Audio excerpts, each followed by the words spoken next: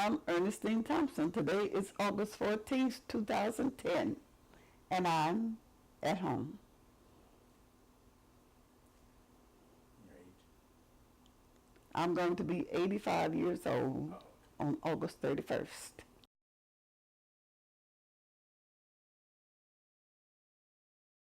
I was born in 1925 in Jackson, Mississippi. I was the first of three children: Ernestine, Roberta, and Daniel Harris Jr. My mother was Hazel Daniels. Her sister was Bessie Daniels. Their mother was Pearl Daniels. She was married to John Daniels, who was a white man, my grandfather. And she had these two teenage daughters after she left my grandfather. My grandfather was white.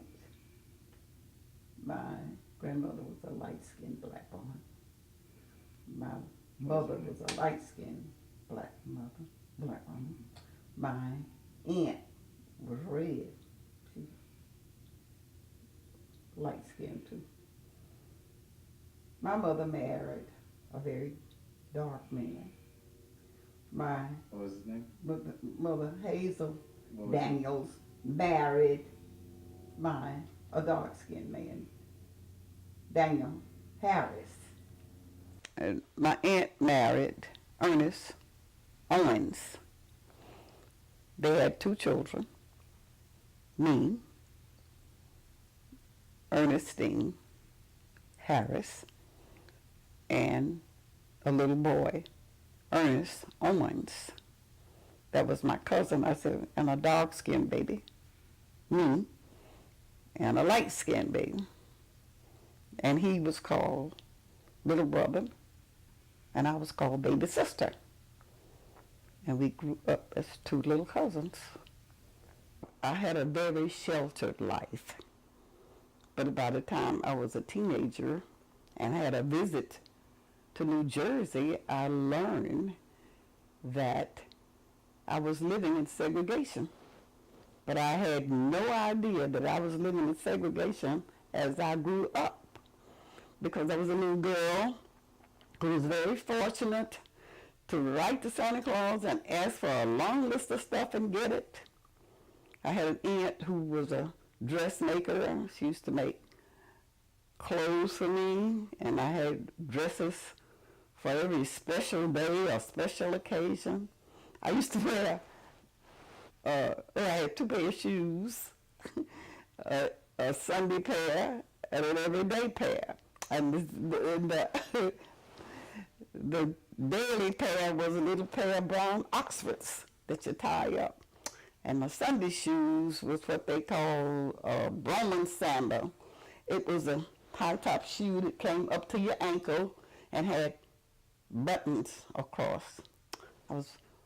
That was my dress shoes.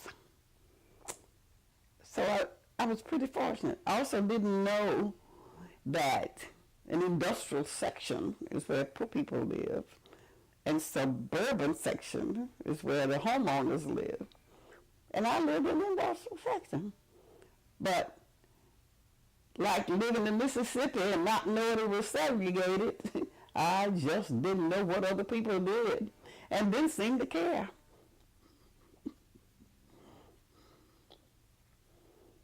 Okay. What were your parents like? Like, what was their relationship to you like? They were caring, respectful. I know they loved me.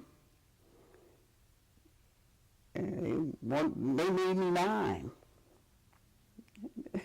That took a little work too, because I used to get a whole lot of spankings. I wasn't a bad child, but I was very aggressive. At that time, I didn't know what it was called, but that's what I was. And I wasn't rebellious. I was just, well, mischievous. You can say I was mischievous, but I was a good girl. They made me a good girl.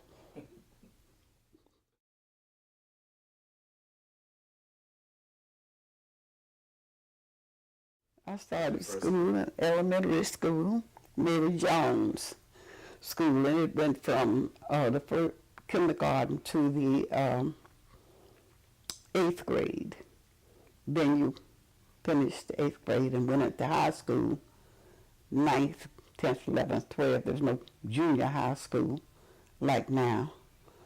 But it started off with actually I was just going with my babysitter. My babysitter was a schoolgirl, and she'd take me to school with her. And I was getting into the lesson. I guess I must have been talkative. So they started me in kindergarten. And I went to the 8th grade. And I just told you, I finished 8th grade at Smith Robinson School and went to Lanier High School in Jackson, Mississippi. At that time, I didn't know it was segregated, but it was all black. Yes. And the problems didn't start until they became integrated. I don't think they were integrated while I was still there. I graduated from high school in 1943. So that was a little after the war. What was your experience about around wartime? I mean, I know it was... I was in high school. And the young men at that time, if they were a senior in high school and got drafted, you would get your high school diploma without graduating. If you got drafted, you went to the Army, without graduating. I was president of what they call the Writers Club, and to me that was journalism. I mean, later I learned it was journalism, but it was the Writers Club, and I was editor-in-chief of the school paper. But we had a club that would write to the servicemen. That's what we did in the Writers Club. Then I also belonged to the Better English Club, and I got an award when I finished high school for speaking the better English in my senior class. It was in Tulu College, which is a little community outside. I guess that was one of the suburbs of Jackson. But it was called AMA College, American Missionary Association. Our faculty was integrated. We had black and white people working on the campus, but it was a black college. And it was sponsored by the American Missionary Association that does Dillard University, Fisk University, Tuskegee, Tuscaloosa, and I think it's Fisk in Tennessee. The American Missionary Association colleges, and the people in the city of Jackson didn't like our faculty members who were white on our campus, so that when they went to town, they had to go to the black restaurants. And like I said, this is when I started to learn about segregation, and that black people and white people didn't like each other. But when I came up here, I learned it was just as bad. They didn't like black people. Irish didn't like Irish. Italians didn't, and Irish didn't like Italians. But see, that's when I learned about racism between white folks. That was black folks and white folks wasn't the only racism. And they hated Jews more than they hated us. So, but that's what I learned. But I learned to live with it. Well, Because with my background and learning to love myself and be positive, I still didn't care. Black or white, it's just people. These people, and we all God's people. My fondest memories in childhood. My fondest memory. Like I said, every time I think about having been poor and would write all these letters to Santa Claus and get all the stuff I wanted, I had I remember my first request was a boy doll. And they bought me a boy doll, and my aunt, they closed my boy doll, and I lost my poor doll in the outhouse. I used to take it everywhere with me. And I lost my little boy doll in the outhouse. I also had asked one time for a doll as big as I was, and a bed for her to sleep in. I ended up with two. Because at Christmas, Santa Claus would come at my house, and at New Year's, he'd come to my grandfather's house. So here I got all these dolls, and our house wasn't big enough to hold all that stuff. So we had an outside outhouse. At that time, they had started putting commodes in the outhouses. So it wasn't really an outhouse. I guess it was an outside bathroom. But that's where we had to put these dolls and beds that I had because there was no room in the house for them. And when I was 11 years old, I learned it wasn't Santa Claus. And I was ashamed. I was ashamed for being so selfish, knowing my mother and father had to work and buy all that stuff they were buying for me. And by that time, I guess I learned about God and thanked him for all that he had done for me up to that time, because I know it was he who was looking out for my family and seeing to it that I got what I needed. And I also learned not to want a lot of things that I didn't need, which was good. I liked that once I learned better. My father was a tailor, and my mother used to take care of I don't know, she wasn't professional, but she used to be a companion to a white lady in Mississippi. Because at first she didn't work. She stayed home. And actually, I guess she didn't go to work till she left my daddy and moved back home with my grandmother. She left him and moved back home, and I was with her. And then I learned she was working for a white lady. But before that time, I had no idea about white people and how they treated black people. Actually, I didn't really learn until I went to college and was studying sociology, and we studied criminology, and had been invited to go and sit on a court session.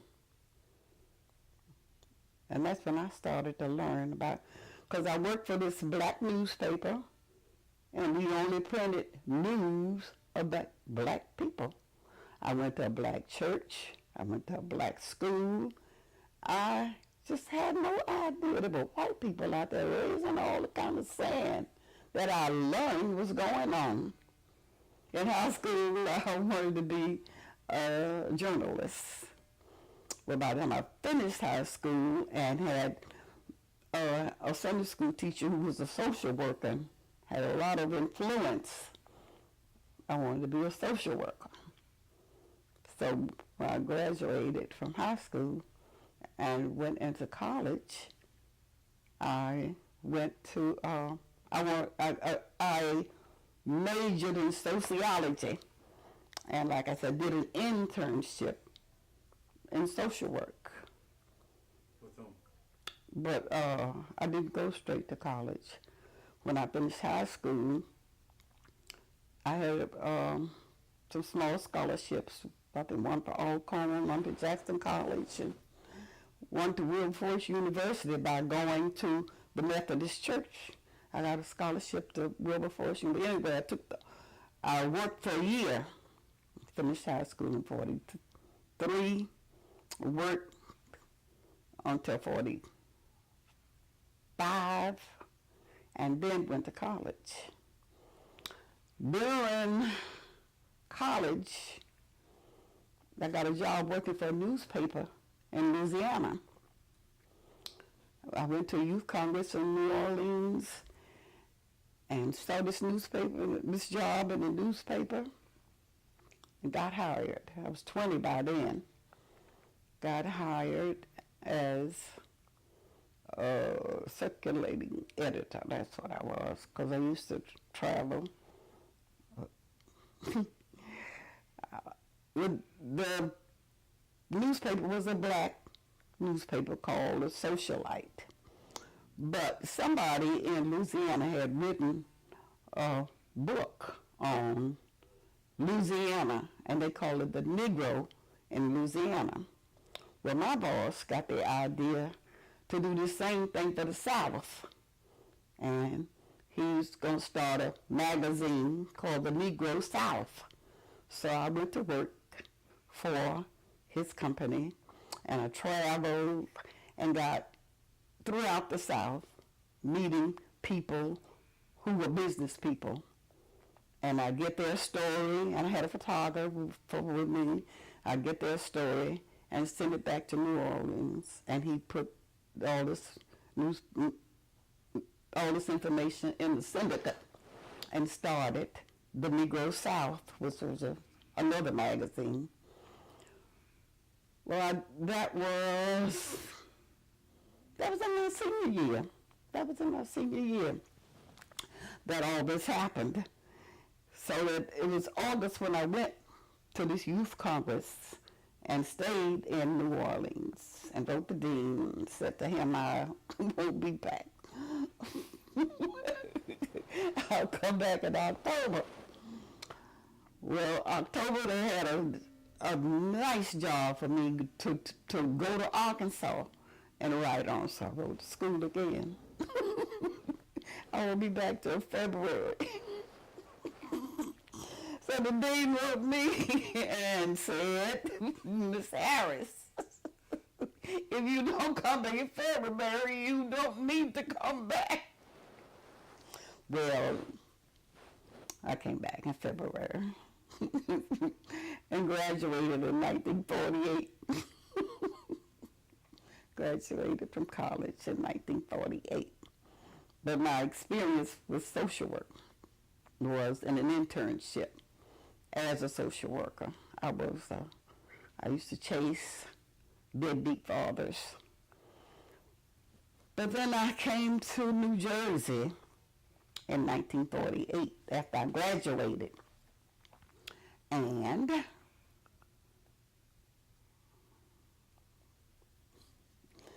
what made you come to New Jersey? Like there was a lot of people moving from the South to the North. Yeah, and most of the people who came from Mississippi went to Chicago and Detroit.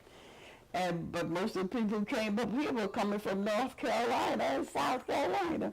But my aunt and uncle lived up here. And I came up here with them. And this is the same couple that used to live in Memphis that I would spend 2 weeks with in the summertime too. When I was a little girl. Like I tell you, I spent 2 weeks with these grandfathers, and I spent 2 weeks with my uncle and aunt in Memphis, Tennessee, but they had moved to New Jersey.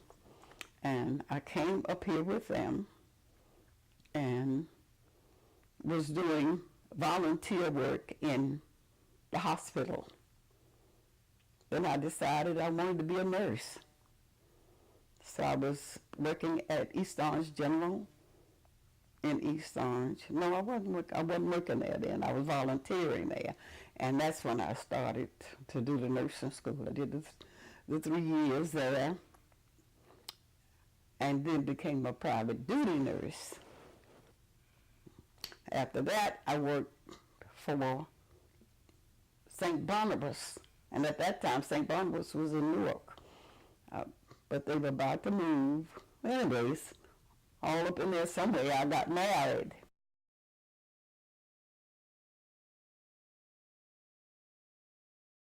We were both going to the same church and teaching in Sunday school. I taught little girls. He taught little boys the same age. But we didn't particularly pay attention to each other at church. He had a car, but his car was in the shop, so he started riding the same bus that I was riding by the time I was nursing in Bloomfield. I lived in Newark, but I caught the bus to Bloomfield, and he caught the bus to Patterson, and that meant I would get off the bus before he would. Anyway, by talking to him on the bus, I learned that he had a car in the shop and didn't have any money to get it out. He was 25 years old, been to the baby, living at home with his mother, and giving his check to his mother. And she'd give him spending money for lunch. And he didn't have any money to get his car. That's when you start bringing me some of your money. I'll save it, and you can get your car out. So he started bringing me money. I saved that $150, and he got his car out. So every morning he drop me off in Bloomfield, and he'd go on to Patterson to work. What was his name? And his name was Wallace Thompson. But like I said, the war was over, and most girls my age were married, and men were married, and the other men weren't worth spending your time with. But I said, if I just find a young man who wants to work and have something, and that was him. I was seeing another man at the time, but he was working like I was, and he didn't have any more time than I did, and he was in school studying to be a lawyer, and I was in school. So I got on the bus one day, and I said, my boyfriend and I broke up. In between Newark and Bloomfield, when I got off the bus, he said, can I pick you up from school Friday night? And that was it. So we started seeing each other. Was that September? That September. We started seeing each other. By December, we was talking about getting married. And by May, we got married. We got married the next May. First, we were talking about having a big wedding, because I was living, like I said, with my aunt and uncle, and they really weren't happy about a young single woman, as they call it, being loose. And I wasn't really loose, but they didn't know that because they hadn't lived around me, you know. And looked like they just expected the worst of young people. So they were so happy when I came home and said I was going to get married. So now my aunt's going to have this big garden wedding for July. That was her decision, that we're going to have this big garden wedding in July. But his mother wouldn't let him go. So she wasn't happy about it. So when I went there telling her, I'm going to get married, although we would get off work at night after he picked me off, and we'd go there, and I'd help him shovel snow because she hadn't come home and he hadn't come home. He had a young sister and brother, didn't do anything. I'd help him clean up. I just was helpful to him. In other words, we were familiar with each other, but when I came home talking about getting married, who you gonna marry? And I felt like, who am I spending time with? But anyway, I ain't got no money to buy no dress to wear to no wedding. So with that attitude, I thought, why wait? Just let's get married. So we went to the preacher's house and got married.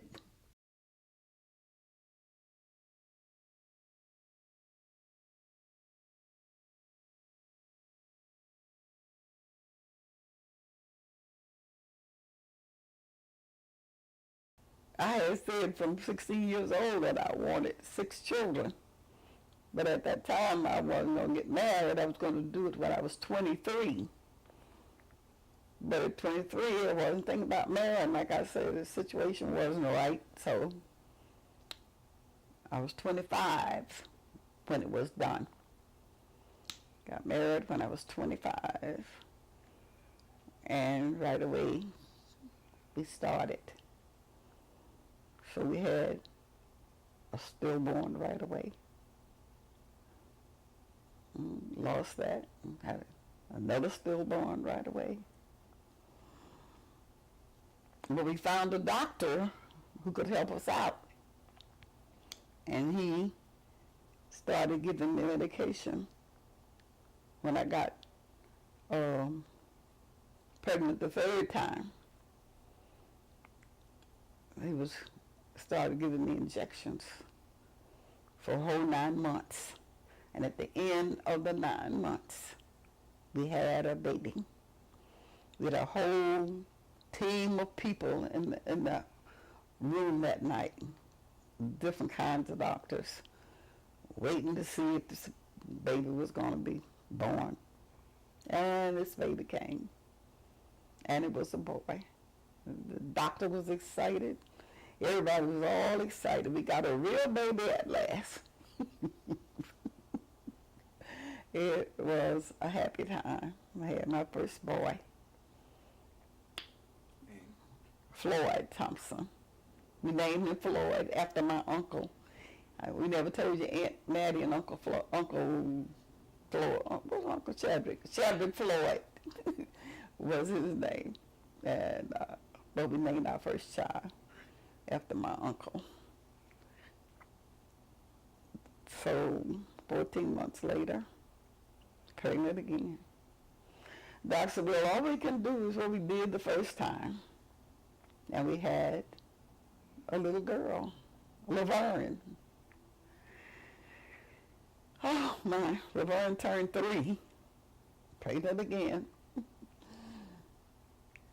He was born. Oh, my husband decided he wanted his little girl named Laverne. 14 months later, no, 3 years, 53, 55, 2 years, 57, Gregory was born. And I named him after a little boy that I had been taking care of when I had met a doctor in East Orange General. No, I hadn't gone, when I was in East Orange General, but I hadn't gone to work there yet.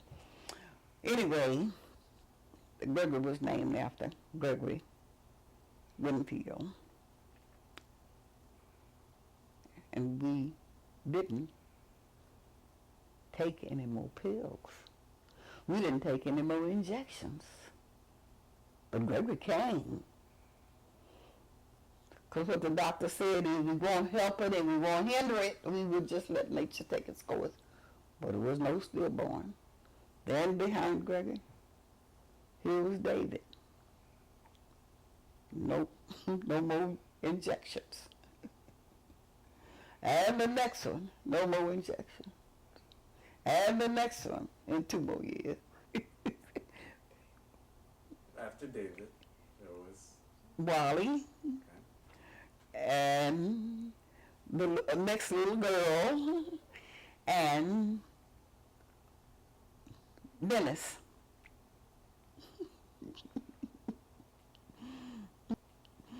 The next little girl is named Latifah nowadays. I did everything by the book. Everything was by the book. And Floyd and Laverne's behavior were by the book. They were good children. I was a community worker, a worker in school, church worker, and they behaved like children of that kind of parent. They were by the book. They were good children. And they were smart. But the rest of them who didn't have injections were smart. But they were not by the book. I thought, it's time for a new book. So by the time the school decided to help, when they found out that these children were smart and weren't behaving, I think in order to get me the help that I needed from the Board of Education, they labeled them ADHD. I don't do anything my children with ADHD, but they put them in special classes, but they weren't slow classes. Wally was placed in the school for the gifted, and I had left permission for them to be spanked, because I said they get spanked at home, they're going to need it in school, because they can't go to school and just do anything they want to do all day and get straightened out when they get home. They need some kind of discipline at school, other than me running over there all the time. But I did. I would run over there all the time to see to it that they behaved in school. They were smart. Some active. Some just look at the teacher wrong, and the teacher didn't like it. But we went through those changes like at these smart children, so we had to go in family counseling in order to keep them in school. And like I said, they took Wally out of school and put him in a gifted school. So in his school, he didn't have any grades until he turned 11 years old. And they took him out of that gifted school and put him in junior high school at 11 years old. So now he's acting immature. And Wallace was a child that really needed attention. And I loved him, and I reached out to him. And I do think the other children were a little jealous of the attention. But by the time the Wallace had lived a full life at 16, I realized I had it. I'm glad I did that. I'm glad I showed Wally love, because the system didn't want to put him in an institution because of the love that I showed him at home. So he stayed home and went through a lot of changes, a lot of poor choices. Finally ended up in the penal system at 15 years old. And that's when I got more help. They had him, this boy was 16 years old, 15, and he was a counselor in school. He didn't finish high school, he got a GED, and was sent off to college at 16. He only stayed there a few months. He went off on a scholarship to Wilberforce University, and he went off in August, and he came back in November dead because he got sick at school. And he had come home a few days before he got sick. And he said to me, Mom, he knew we had been through a lot of things. Mom, you're going to be proud of me one day. So when he came back to me dead, and I had heard about his reputation at college between August and October, and he laying up there dead in his casket, I was proud of him. My child made a complete turnaround in his life. But like I said, he was only 16, and he had lived a full life. So I was glad that I had reached out to him like I did. But his sisters and brothers were concerned when he come home and I was going to cremate him. Did he ask for that? I said, does he have a choice? he had no choice. But I was glad that it happened like that. But the rest of them was smart, and what is my expression? I made a profitable investment in reproduction because I'm proud of all of them. Yeah, we went through some changes. They grew up. But they knew I loved them, and I reached out to them, and they are productive, and I'm happy about it.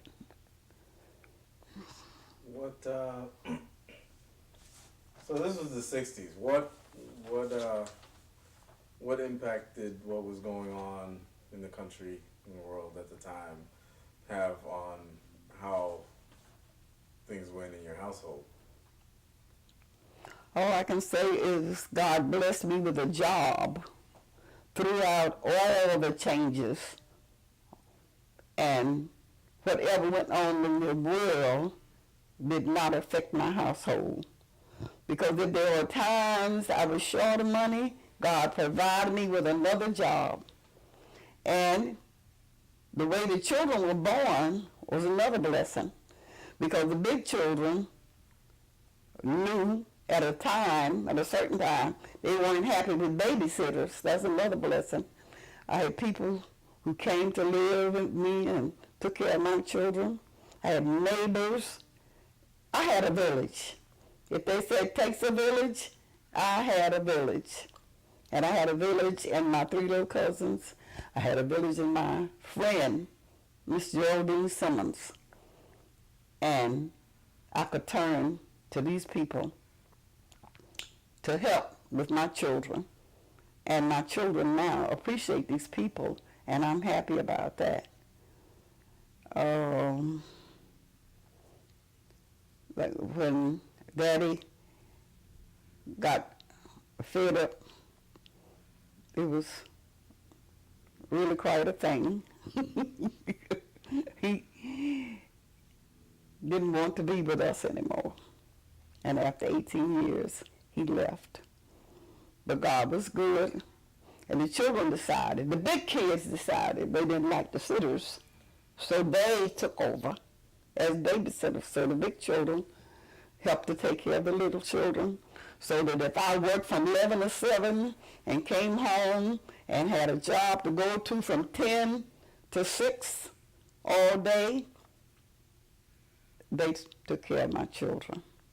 And tried to get some sleep to go back to work at 11 to 7 at night. God took care of that. He saw us through it. I'm learning now by reading the Bible. He said, I'll be with you to the end of the age. And my age is not ended, and he's still here, and I'm happy. God is good. And like I said, I thought I was in good control, but I didn't think too much of myself when he left. And I wanted to do something. Well, aside from the fact that my hospital added a mental health care unit onto the hospital, and I wanted to transfer the mental health. So that I went back to school to do psychology and a higher degree at Seton Hall University. Then I transferred to mental health unit for the last 10 years of my 30 years that I had worked at East Orange General. But I was going to work at night and would leave there and go to school. At one time I was doing 7 to 3 and going to school. I think it's the second semester. I went to school in the afternoon. Then another time, well, the job was really flexible. Whenever my school schedule would change, they would give me another shift of work so that I could do the two things together. And they said if my degree had been in nursing, they would have paid for it. But my degree was going to be in psychology, so I could go to the mental health unit. And in the mental health unit, you were a nurse and a counselor and a social worker. I mean, when your patient came in, you had to bring her in and try to get provisions for her. You just had to take control of it. So I call her a nurse, social worker, and a counselor. You had all that to do for the same salary of a nurse. But it was more money, and it helped. It helped. It helped. Not only did it help my self-esteem, it helped my pocketbook. So that's what I did. By 1982, I had graduated from Seton Hall University. In 1988, I retired and started to take care of grandchildren. And I moved with each child that would have a baby and kept the baby for 2 years. My oldest grandson was born while we still lived, while my children were still at home. Actually, that was the first grandchild. Yes, took care of Herbie. But then I retired and started to take care of the rest of them. Some lived in South Carolina, some lived in North Carolina, some lived in Newark at the time. So I was up and down the East Coast every time a new grandchild was born, keeping the baby for 2 years. I could only keep him 2 years because they were mouthy children like the grandma. And when I see myself in them, I wanted to shake them up. I shook them up too. Danielle said to me the last time I saw her, Grandma, you must have been mean to us. I did not. I disciplined with tough love. I disciplined with tough love. And you knew I loved you. And you still know I love you. My grandchildren are Herbert, Tisha, and DJ, Sarita, David, Danielle, Dana, Joshua, Leonard III, Lamar, and Lewis, Malik, Xavier, and Malaysia. I have 4 great-grandchildren, 2 boys and 2 girls. They are Gregory and Wallace, Jaylyn, and Gianna. The extended family is Floyd's children, Vincent, Renee, and Keith. Laverne's children, Shonda and Lynn. Dennis's family is Chad.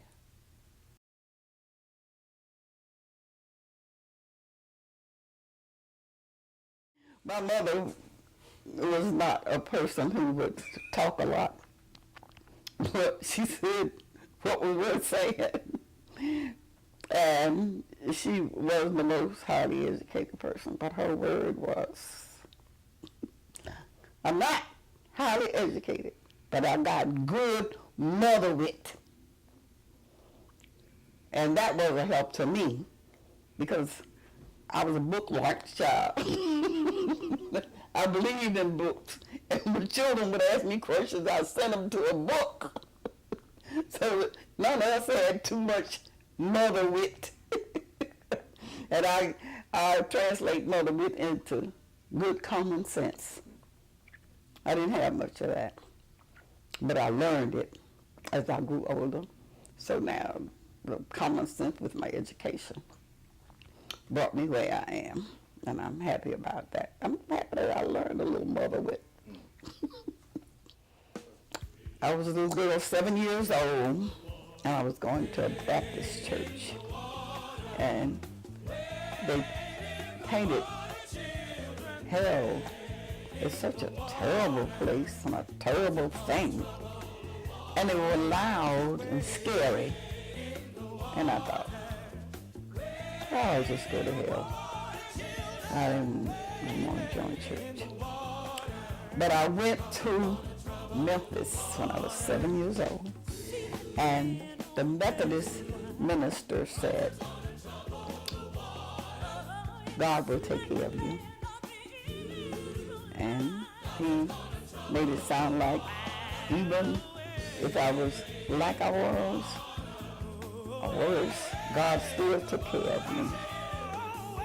And I thought, that sounds good. I'll join. So I joined church when I was 7 years old. And I have tried to do the right thing from then. But nobody's perfect, so. But I do still believe in him. And I have more time to spend with him now than I did then. But like the Methodist minister said, he did take care of me through all the good and the bad.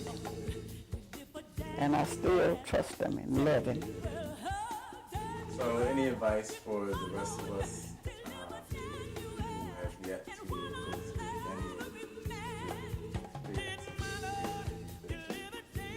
Seek ye first the kingdom of God and his righteousness, and all else will be added unto you.